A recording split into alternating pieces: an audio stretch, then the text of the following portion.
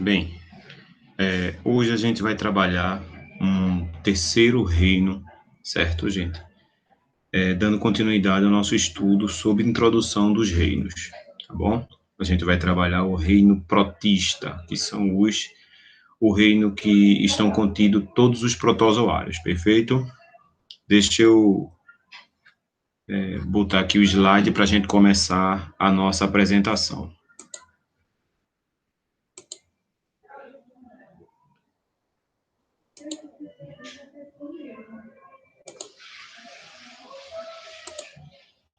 Bem, gente, o termo protozoários, né? Proto quer dizer primeiro, e zoários quer dizer, ou zoo, quer dizer animais, né? Seria os primeiros animais que surgiram, o primeiro grupo de animais fidedignamente que surgiram, certo? Esse grupo, gente, ele é muito diversificado, tá certo? Ele engloba desde indivíduos que vivem formados por uma única célula ou por várias células, né? De vida livre, parasitas, e também são constituídos por um grupo de algas, tá certo? Então, é um grupo bem diversificado que a gente vai trabalhar, tá bom? Então, suas características gerais, ou as características gerais do protista são as seguintes, né? A maioria é unicelular, mas também podem ter organismos pluricelulares e coloniais, né? Quando a gente fala coloniais, é que podem ter indivíduos unicelulares juntos e organismos pluricelulares juntos, tá certo? Formando as colônias. São autotróficos, ou seja, produzem seu próprio alimento, e heterotrófico, protozoários que não conseguem produzir o seu próprio alimento, ou seja, eles precisam buscar esse alimento, tá? E existe também protozoários mixotrópicos. O que é isso? É um tipo de protozoário que ele utiliza, na verdade, as duas formas, a forma autotrófica e a forma heterotrófica de alimentação, tá bom? A reprodução pode ser sexuada, quando há troca de gametas, né? E assexuada. Assexuada é por divisão binária ou múltipla. O habitat, né? Vive em ambientes aquáticos, no solo, dentro de outros organismos. No caso, os protozoários, que são parasitas, e vamos encontrar muitos na espécie humana, perfeito? Vamos à frente. Então, a classificação dos protozoários ainda é muito controversa, né? Esses organismos possivelmente descendem de várias linhagens ancestrais, né? E, segundo a cladística, deveriam ser distribuídos em dezenas de grupos distintos, dezenas de grupos diferentes, né? Na sistemática de classificação que adotamos, os protozoários estão divididos em 6 filos do reino protista. Então, nós vamos ver aí esses filos, perfeito? Vamos à frente. Aí, veja. O primeiro filo é o filo Rhizópoda, né? São os protozoários que se locomovem por meio de pseudópodes ou falsos pés. A gente chama falsos pés. Pseudo é falso, podes é pés, né? Esses pés, na verdade, são projeções da célula, né?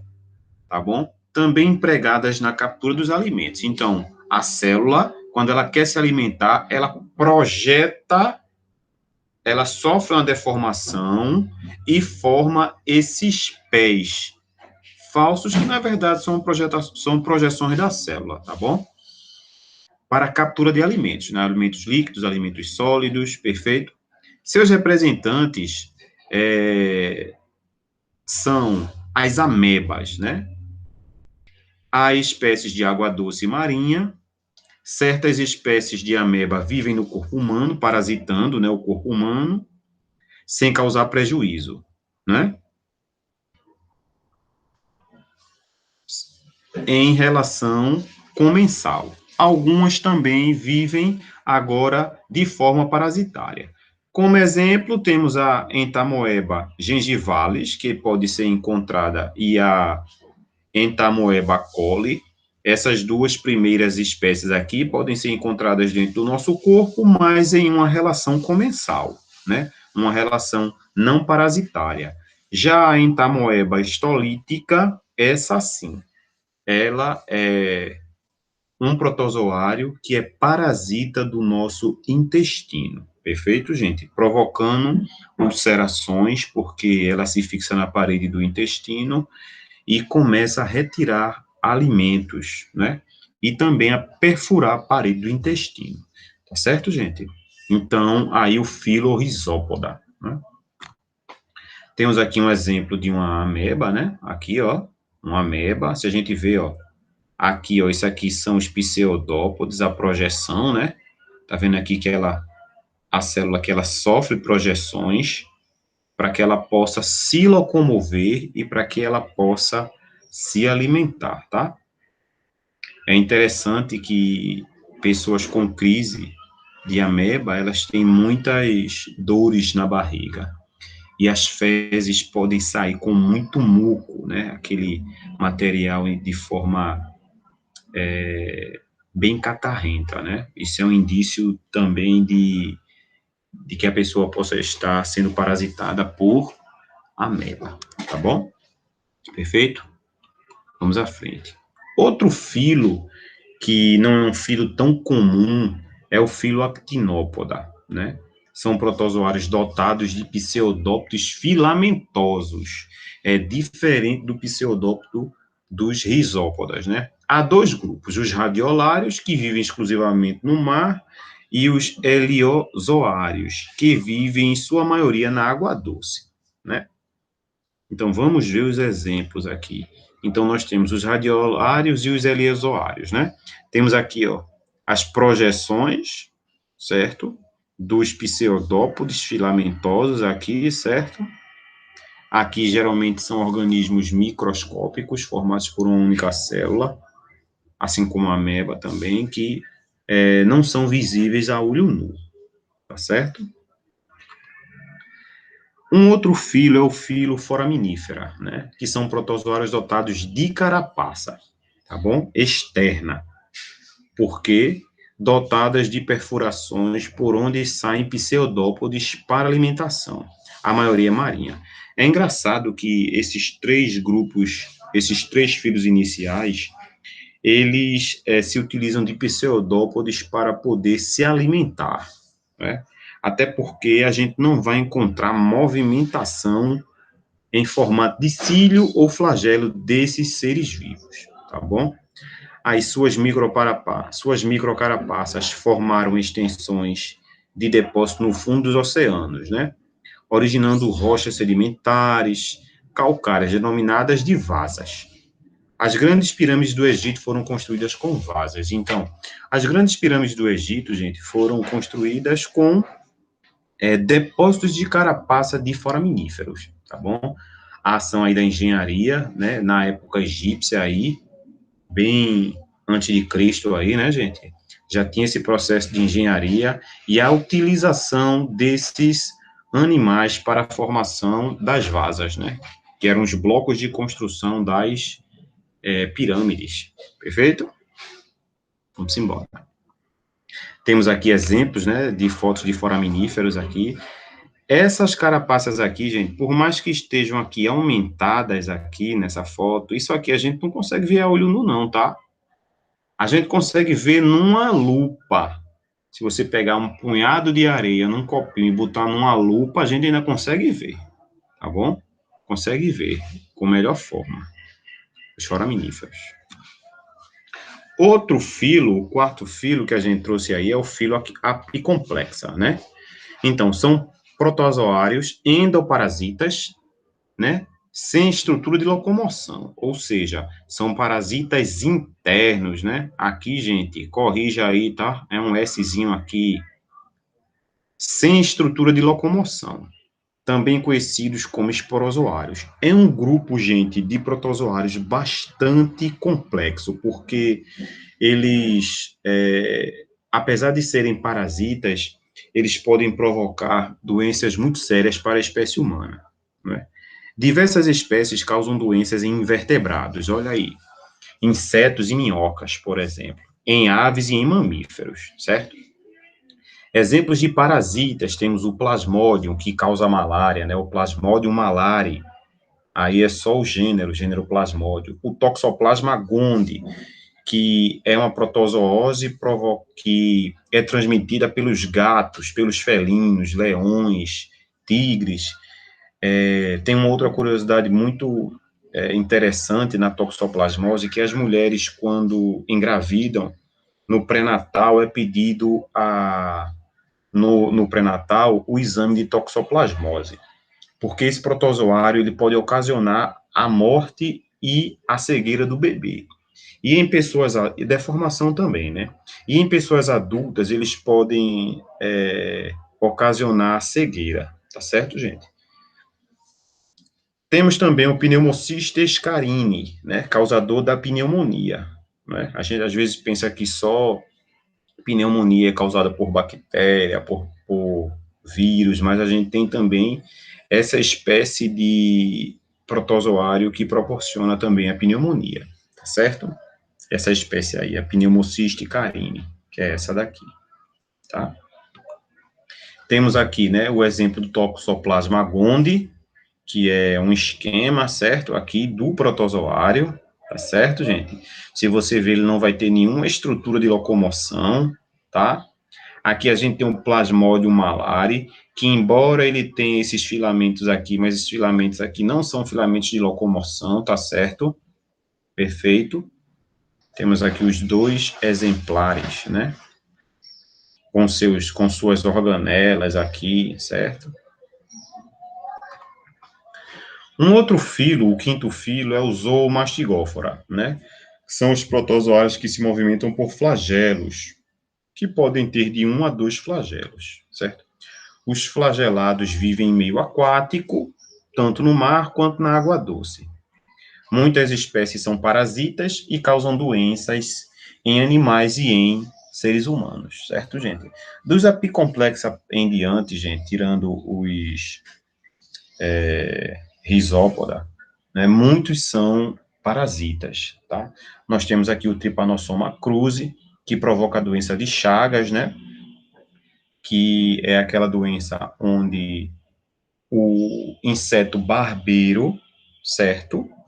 Ele pica alguém contaminado com esse protozoário aqui, ó, o Trypanosoma cruzi, tá? Ao picar alguém contaminado, ele ingere esse tripanossoma que fica dentro da boca do inseto, e o inseto, ao picar outra pessoa, ele transmite o Trypanosoma cruzi, provocando a doença de Chagas, que é uma doença que causa a dilaceração do coração, porque esse protozoário vai se alimentar do tecido cardíaco, provocando o aumento do coração e a doença de Chagas, tá certo?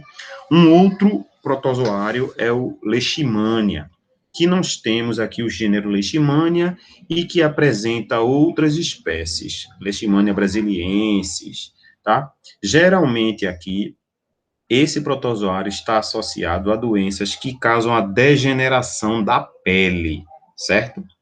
Esse protozoário se instala internamente na pessoa e ele vai corroendo o tecido nasal, pode causar a lesão e o acometimento de toda essa cartilagem aqui do tecido nasal, tá certo, gente? Causando feridas na pele, perfeito?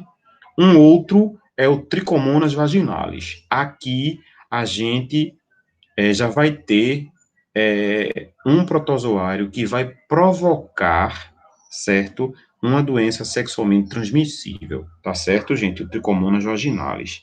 Esse parasita, geralmente, vai causar coceira na região vaginal, certo? Vai causar surgimento de substância amarelada na vagina, e se não a mulher não for cuidada, ela pode vir a ter alguns problemas na região vaginal.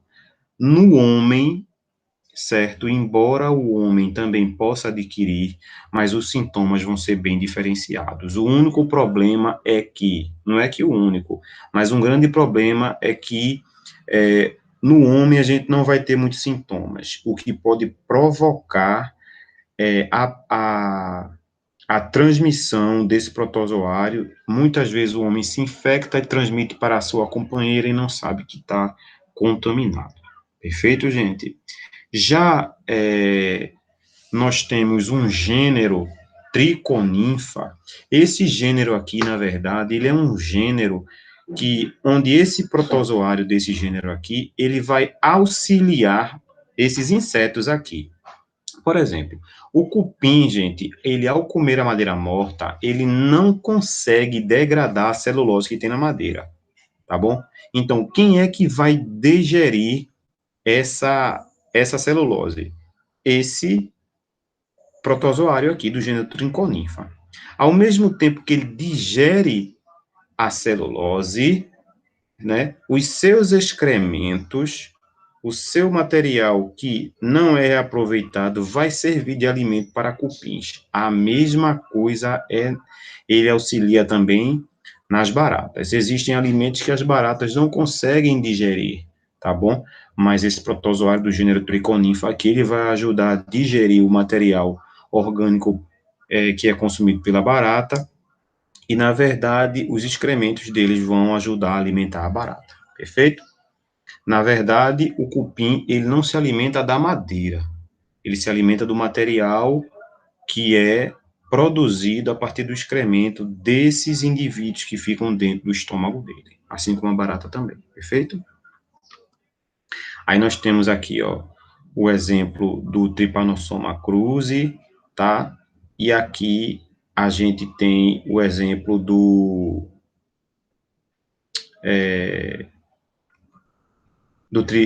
Trichomonas vaginalis. Esse aqui é o Trichomonas, tá certo? Aqui o Trypanosoma com flagelo, aqui a gente vai ter o Trypanosoma, né? Aqui a gente vai ter o Trichomonas com 2 flagelos maiores para a locomoção. Perfeito? Por último, gente, temos o filo Ciliófora, né? Que são protozoários que se movimentam por cílios. A maioria de vida livre, tá certo? Poucas espécies são parasitas, destacando-se o Balantidio coli, né? Que é um parasita do intestino do porco que pode eventualmente provocar um tipo de infecção intestinal em seres humanos, tá certo? Certos ciliados vivem com bactérias e árqueas. A gente viu que árqueas é um grupo que está bem mais próximo dos organismos eucariontes do que dos organismos procariontes, né? Vimos que está englobado dentro do reino Monera, tá certo? Com bactérias e árqueas, tá certo, gente? Auxiliando ali bois, vacas, carneiros, cabras e etc. Por quê? Porque geralmente esses animais, eles se alimentam de vegetal, né? E a vegetação tem celulose. O corpo dos mamíferos, gente, na verdade, eles não são produzidos para digerir a celulose. E por isso eles precisam desses indivíduos, tá certo? Sendo utilizados de forma simbiótica. Na verdade, é uma ajuda que eles recebem, né? Tá certo, gente? A gente tem aqui, ó, um exemplo do paramécium, né? Que é em formato de palmilha de sapato. A gente tem aqui, ó, os filamentozinhos aqui, que são os cílios, que servem para locomoção. Esses cílios ajudam a esse protozoário se mover para a esquerda, para a direita, para frente e para trás. E aqui nós temos o Balantidium coli, tá certo? Que é esse indivíduozinho aqui, que é parasita de porcos, tá certo? Com os cílios aqui, ó, que também servem para a locomoção, perfeito? Aí vejam bem, dentro também, gente, do grupo dos protozoários, nós destacamos as algas. Há um longo tempo, as algas foram classificadas como sendo vegetais. Só que existe uma questão. As algas, elas não vão apresentar tecido verdadeiro, que é uma grande característica dos vegetais. Nos vegetais, nos 4 grupos de vegetais, a gente vai ter o tecido vegetal lá bem identificado, bem disponível, certo, gente? Essa característica exclui as algas do reino vegetal, tá bom? E como a gente falou no começo do capítulo, que se a gente fosse pegar todos os organismos que estão no reino protista, a gente ia dividir nos diversos reinos, em 10 grupos diferentes, porque eles apresentam muitas características. Por isso a gente trabalha as algas dentro do reino protista, tá? Então, ó, o termo alga não corresponde a nenhuma categoria taxonômica formal da classificação biológica. Alga denomina diversos tipos de organismos eucarióticos, fotossintetizantes, que podem ser uni- ou multicelulares, formados por uma única célula ou por várias células. As algas unicelulares vivem no mar, em água doce e em superfícies úmidas, importantes na produção de oxigênio, tá certo, gente? Um dos grandes campos de produção de oxigênio, gente, é o mar. A gente fala muito da Amazônia, fala muito das florestas, né? Na verdade, a Amazônia, ele serve como um refrigerador. Ele serve para que haja um resfriamento do planeta. É óbvio que também há a produção de oxigênio, mas a maior gama de produção de oxigênio, gente, vem do fundo do mar. Por isso é que é muito importante a gente não só é, preservar e conservar as florestas, mas também o mar, certo, gente? Muitas algas são utilizadas na alimentação, a gente vai ver isso lá na frente, né? Principalmente a alimentação oriental, ok? Aí nós temos aí, ó, o filo clorófita, né, que são as algas verdes, marinhas e dulce aquícola, ou seja, de água doce, tá bom? Também podem ser encontradas em superfícies úmidas associadas a fungos, tá certo, gente? Formando líquens, que são organismos endossimbiontes, que vivem dentro de células e de animais aquáticos. Na verdade, os líquens, eles é a união de fungos e algas, tá certo? Que vai auxiliar animais e vegetais, perfeito? A gente encontra facilmente os líquens, certo? Nos vegetais, nas árvores. Não sei se vocês já perceberam em algum tronco de árvore, às vezes tem uma mancha branca bem espalhada, aquilo ali, na verdade, é um líquen. Essa união entre fungo e alga, tá? Temos aqui, ó, as algas clorófitas, perfeito? Outro filo, gente, das algas é o filo Bacillariófita, que são as conhecidas diatomáceas. Essas aí são unicelulares, tá bom? E podem viver em colônias. São revestidas por uma carapaça de dióxido de silício, tá? Formam as terras de diatomito, tá? Esse diatomito, ao longo do tempo, assim como as vasas lá no Egito, esse material dessas carapaças aqui, ó, que isso aqui são as carapaças, né? Aqui, ó, esse material, na verdade, eles formaram blocos que formaram os aquedutos de Roma, né? E o Porto de Alexandria e o Canal de Suez, que recentemente estava na mídia aí, né, por causa do encalhamento de um cargueiro, tá certo? Então, aqueles blocos que formam os fortes, né? Os fortes aqui mesmo, o forte de Tamandaré, são formados, aqueles blocos, né? Quem conhece, aqueles blocos são formados por terras de diatomito, tá bom? Que, na verdade, são algas protistas que, quando morrem, a carapaça que forma elas forma essa deposição, né? E a engenharia utiliza isso aí para fazer blocos, tá certo? Nós temos o filo Crisófita, que são as conhecidas algas douradas, né? Estão aqui, ó, as algas douradas. São unicelulares ou coloniais, tá bom? Quando a gente fala colonial, gente, não é que ela seja pluricelular, não, viu? É que a gente tem vários organismos unicelulares juntos, tá bom? Algumas são filamentosas, como a gente tá vendo aqui, ó, tá certo? São abundantes em ambientes marinhos e de água doce, perfeito? As algas crisófitas. Temos o filo Feófita, que são as algas pardas. Essa daí a gente consegue ver bem quando a gente vai à praia, tá? São quase todas multicelulares e vivem no mar.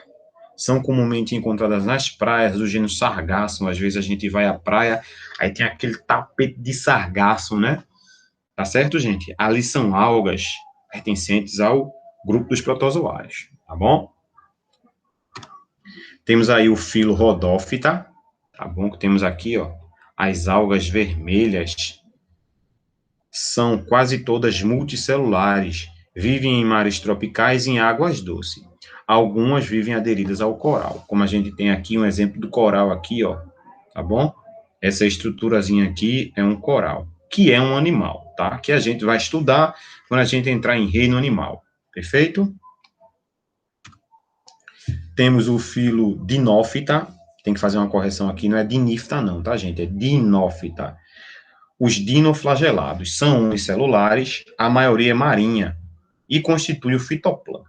Fitoplâncton, na verdade, fito quer dizer vegetal, está associado a vegetal, e plâncton é todo aquele material orgânico, vegetais e animais que vivem nas águas, tá bom? E a gente quer o plâncton, né? Tem o zooplâncton, que são os animais, e tem o fitoplâncton, que são os vegetais. Embora não sejam vegetais, mas eles estão inclusos aí no fitoplâncton. Aí dotados de flagelo. O gênero Noctiluca causa o fenômeno da bioluminescência, né? Tá certo? E aqui, gente, essa informação aqui não era para estar aqui, tá certo? Da bioluminescência. Que a gente, se a gente vê aqui, ó, no mar, a gente vai ver muitas vezes algo brilhando dentro do mar. Com certeza são algas dinófitas, são os dinoflagelados. Perfeito, gente?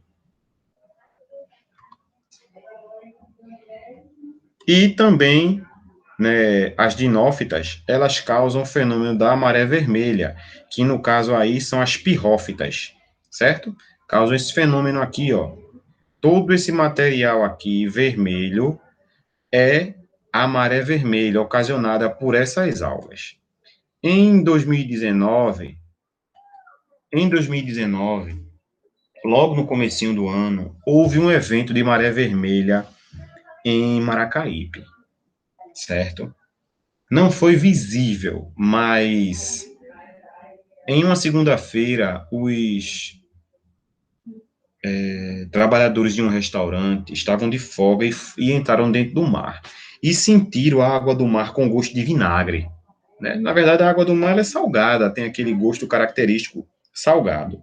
E saíram. E depois de algum tempo, elas começaram a passar mal. Foram socorridas, foi feito um exame de sangue e foi constatada a presença de uma toxina que era justamente a toxina provocada pelos dinoflagelados, tá certo? Que provocaram a maré vermelha.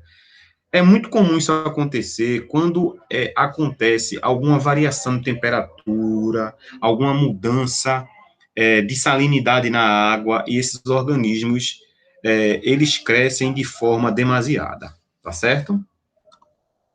Outro filo de algas é o filo Euglenophyta, tá bom? Que são os euglenoides. São unicelulares, predominantemente de água doce, e apresentam dois flagelos. Aqui a gente tem uma euglena com apenas um único flagelo, tá bom? Mas é uma alga também unicelular que não é vista a olho nu. Perfeito, gente? Deixa eu ver se tem mais alguma coisa para a gente ver. Pronto.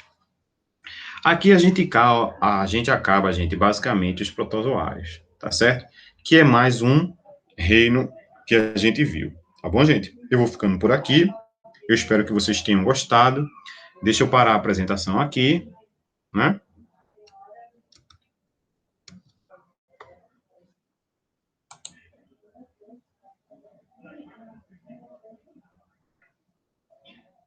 Eu espero que vocês tenham gostado. Dá uma lidinha no material de vocês do livro para que vocês possam fundamentar esse assunto. Tá bom, gente? Um abraço e fiquem com Deus.